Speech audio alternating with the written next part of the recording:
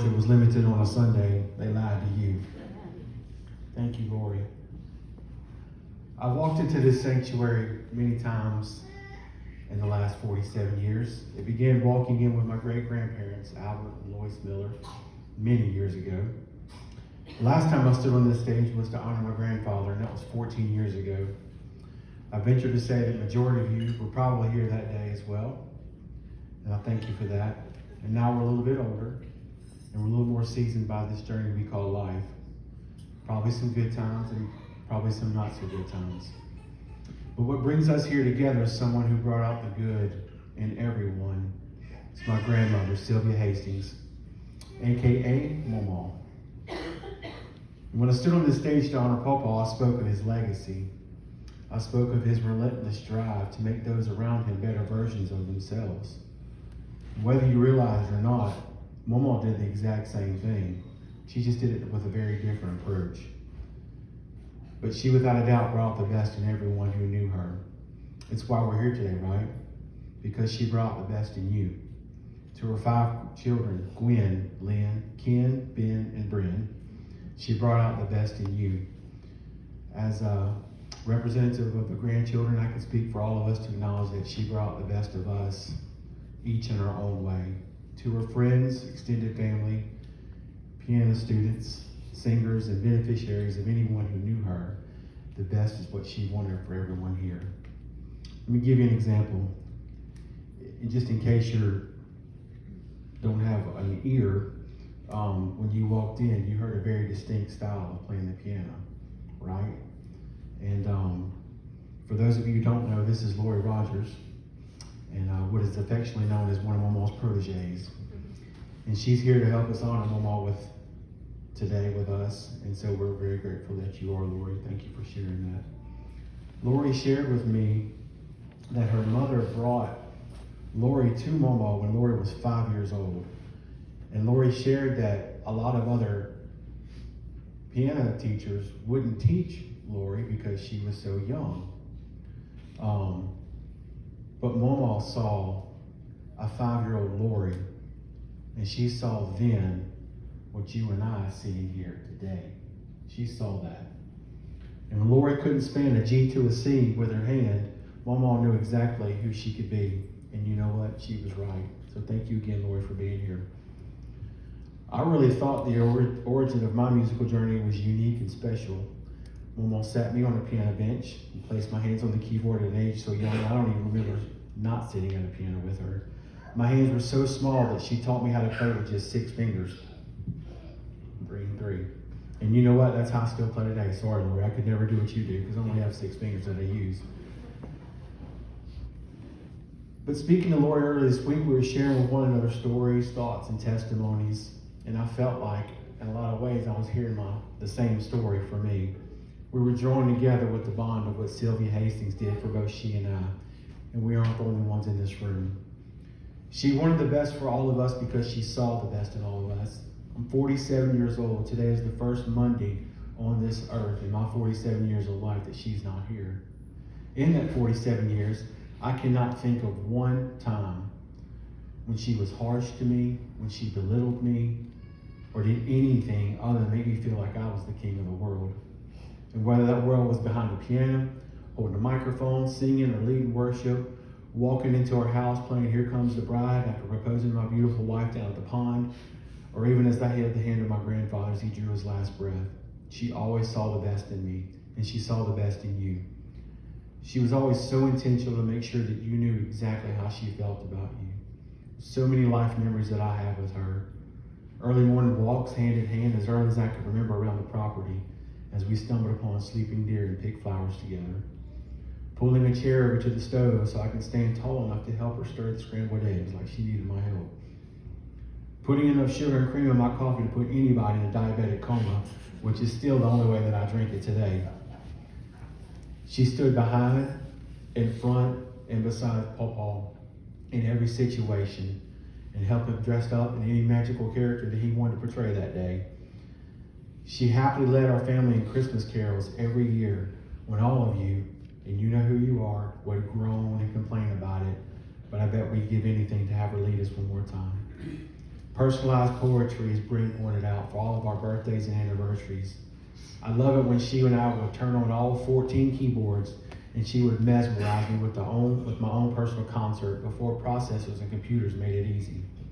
I specifically remember one time walking into a keyboard store in Baton Rouge.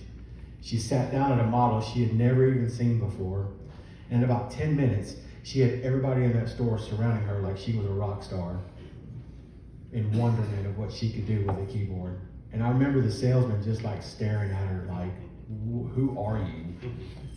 How did you know how to do that? And she would just smile. She was a rock star. When I was a senior in high school, she made me a white sweater with a puffy loop stitch football on it with my number 57 in the middle of the football. I wore that sweater every chance I could get. My friends made fun of me so much, but I didn't care because of who made it for me. She was and is the best piano player I've ever known. It wasn't what she played, it was how she played. With that same passion and unabated worship that she lived every day of her 85 years of life. I could go on, but we'd be here a very long time. And time is something we don't have a lot of. The younger we are, the more of the illusion we have of how precious time can be. One thing I will always hold dear is that she always made time for me. She'd come to my church musicals, my band concerts, operas when I was singing in a foreign language, my boys' football games 4 hours away, or any other excuse that she could think of to get in the car and be a part of what was going on that day. And don't you even think for a second that you were going to take a picture and she wasn't going to be the dead middle center in that picture. I know she wasn't perfect, but she was perfect for me. I can honestly say I can't remember one instance of anybody saying anything negative about her, always with a smile on her face and the epitome of someone who would place the needs of others before her own self. I look back, Lori and I were talking about this, how she would adapt to any situation. She would never complain. She just figured out how to do something instead of coming up with reasons not to do something. You see, that's not how this world tells us to operate, but it's who she was to her core. I know we have a lot of younger great-grandchildren here, and a lot of you won't remember this day, and you probably won't remember a lot about her, but I promise you, she would champion you as much as she did for us growing up. I stood on this stage 14 years ago when Pawpaw passed, and I did my best to honor him. I reluctantly did the same thing 4 years ago when my mom passed away. I told myself when this day would come that there was no way I was going to do this one.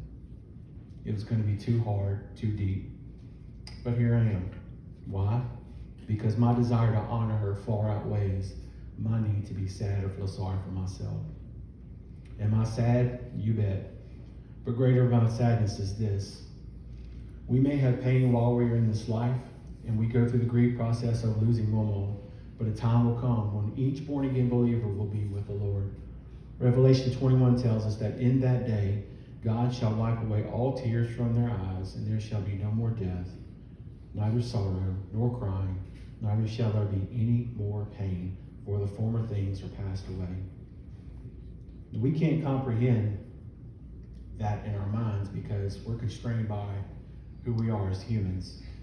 However, even if you're in this room and you don't believe in Jesus, you can admit that just the thought of that verse is enough to bring you comfort and peace and encouragement. And when we see the Lord, all the sorrow we have now will disappear. John 16:22 tells us, you now have sorrow, but I will see you again and your heart will rejoice. And your joy no one will take from you. So in the meantime, we can lean on the everlasting arms of our God, who feels our pain and comforts us with his great love and mercy. I want to leave you with this. When I turned 40, my beautiful wife threw me a surprise birthday party.